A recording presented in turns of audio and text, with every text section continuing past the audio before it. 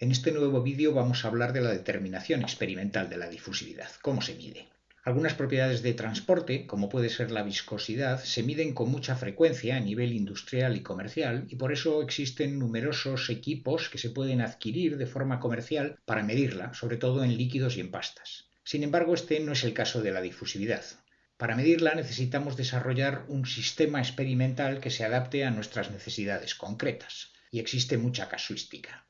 Vamos a ver, por ejemplo, dos casos concretos. El primero es la celda de Stefan, que sirve para medir la difusividad de vapores sin gases. Los vapores y los gases son lo mismo. La diferencia está en que se llama vapor aquel que se produce de un líquido a temperatura más o menos ambiente, como puede ser, por ejemplo, el vapor de agua o el vapor de acetona, mientras que gases corresponden a aquellas moléculas de compuestos que a temperatura ambiente siempre están en fase gas, nitrógeno, oxígeno, etc. En la celda de Stefan tenemos un tubo vertical en cuya parte inferior se deposita el líquido cuyo vapor va a constituir uno de los componentes de la mezcla, en nuestro caso el componente A. Por la parte superior hacemos circular el gas, en nuestro caso el componente B. Como conocemos por experiencia, el líquido A se va a ir evaporando y su nivel va a ir descendiendo. Vamos a llamar delta de Z, por ejemplo, a la distancia que desciende el nivel en un tiempo delta de T. Y lo que vamos a ver es cómo se puede calcular la difusividad a partir de estas determinaciones experimentales. Describamos primeramente el proceso que tiene aquí lugar. Las moléculas de líquido A, al estar en contacto con el gas B, observan que no se cumple inicialmente el equilibrio entre fases y lo que va a ocurrir es que moléculas que se encuentran en la última capa de líquido se van a evaporar hasta saturar esta primera capa de gas. Como bien sabemos, y ya hemos visto en el tema anterior, este equilibrio entre fases viene determinado por la ley de Raoult.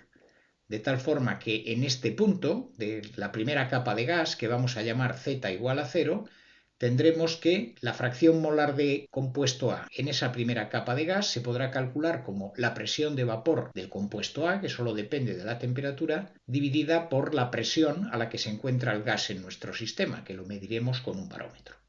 Una vez que las moléculas de A han saturado, alcanzando la composición de equilibrio en esta primera capa de gas, observarán que en la parte superior no hay moléculas de gas y por lo tanto comenzarán a difundir por transferencia de materia muy lentamente hasta la parte de arriba. Al alcanzar la parte de arriba se encuentran con una corriente macroscópica de flujo B, que es mucho más rápida que la transferencia de materia, que lo que va a provocar es un barrido llevándose las moléculas de A. De esta forma podemos especificar también que en la parte de arriba, que llamaremos, si esta es la dirección Z, Z igual a Z mayúscula, la concentración de A será 0, puesto que es barrida por B. Tenemos tres procesos que tienen lugar en serie. 1. La evaporación de moléculas de A. 2. La transferencia de moléculas de A en el tubo vertical. Y 3. El arrastre de moléculas de A en el tubo superior.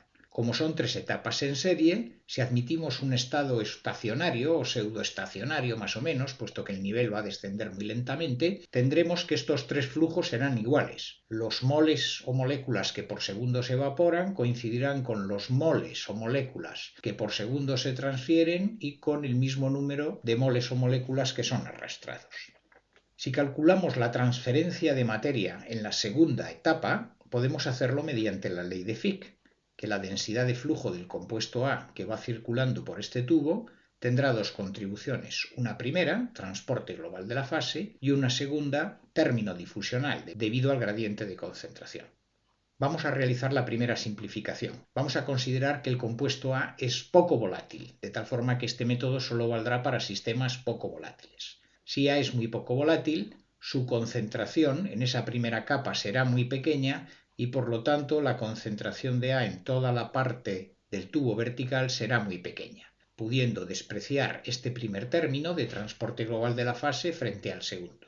Esta es una simplificación que se hace con frecuencia para pequeñas concentraciones del compuesto transferido. Así pues, la densidad de flujo vendrá dada exclusivamente por el término difusional, que será la difusividad, el parámetro que ando buscando calcular, multiplicado por el gradiente de concentración en esta zona. Si admitimos que este gradiente de concentración es aproximadamente el lineal, una línea recta, podremos simplificar esta derivada por el cociente de los incrementos, lo que varía la concentración de A entre ambos extremos, dividido por lo que varía Z entre ambos extremos. Así pues, Lo que varía la concentración de A, la concentración la podemos calcular de un compuesto como la concentración total, que para gases ideales es P partido por RT, por su fracción molar.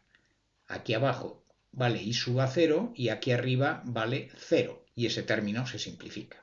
Es a partir de esta ecuación como puedo calcular el valor de la difusividad. Lo que necesito es determinar el valor del resto de variables. Por ejemplo, el valor de n sub a z. N sub a z es la densidad de flujo de A en esta zona, es decir, moles de A que se están transfiriendo por metro cuadrado y por segundo. Si quiero calcular cuántos moles de A han pasado por un plano cualquiera horizontal en esta zona en el tiempo delta de t, pues tendré que esos moles de A que se han evaporado y que han difundido vendrán dados por la densidad de flujo, que son moles por metro cuadrado y por segundo, multiplicado por la sección del tubo, que es constante, que son metros cuadrados, y multiplicado por el tiempo transcurrido, que ha durado el experimento, delta de t. Así pues, este producto tiene unidades de moles de A. Son los moles de A que se han transferido en el tiempo delta de t. Estos moles de A que se han transferido provienen del líquido. Así pues, se pueden calcular también como el volumen del líquido evaporado. Este volumen del líquido será la altura que ha descendido el nivel, delta de z, por la sección del tubo, que es igual que en la fase gaseosa, S, multiplicado por la densidad para pasar a masa y dividido por la masa molecular para pasar a moles.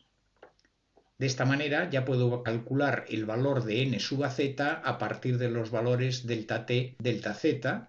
Si sustituyo en la expresión anterior y despejo la difusividad, me queda este valor. Para calcularla, experimentalmente necesito la densidad del líquido, la temperatura a la que tengo el sistema, la masa molecular de A, R es la constante de los gases, la presión de vapor de A, que la miraré en tablas, la altura desde el nivel hasta la parte superior, lo que ha descendido el nivel, delta de z, y el tiempo transcurrido, delta de t.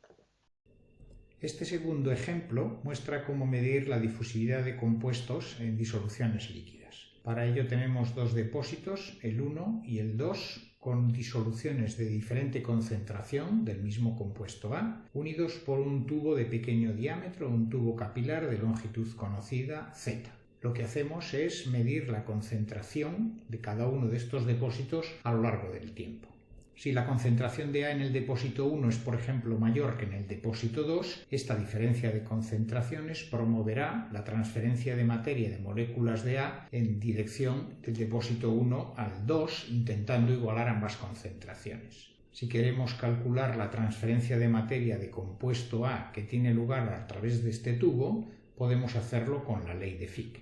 Tal como veis, en este ejemplo también se ha supuesto que la concentración de compuesto A es muy pequeña, por lo tanto eso será una limitación que tendremos que cumplir, y de la misma manera que antes el gradiente de concentración se ha sustituido por el cociente de incrementos, la diferencia de concentraciones entre ambos depósitos dividido por la distancia que los separa. Si ahora queremos evaluar cuántos moles de B han atravesado por transferencia este tubo en un tiempo delta de t, podemos hacerlo como antes. La densidad de flujo en el tubo, en moles de A por metro cuadrado y segundo, multiplicado por los metros cuadrados de la sección de capilar y por el tiempo delta de t.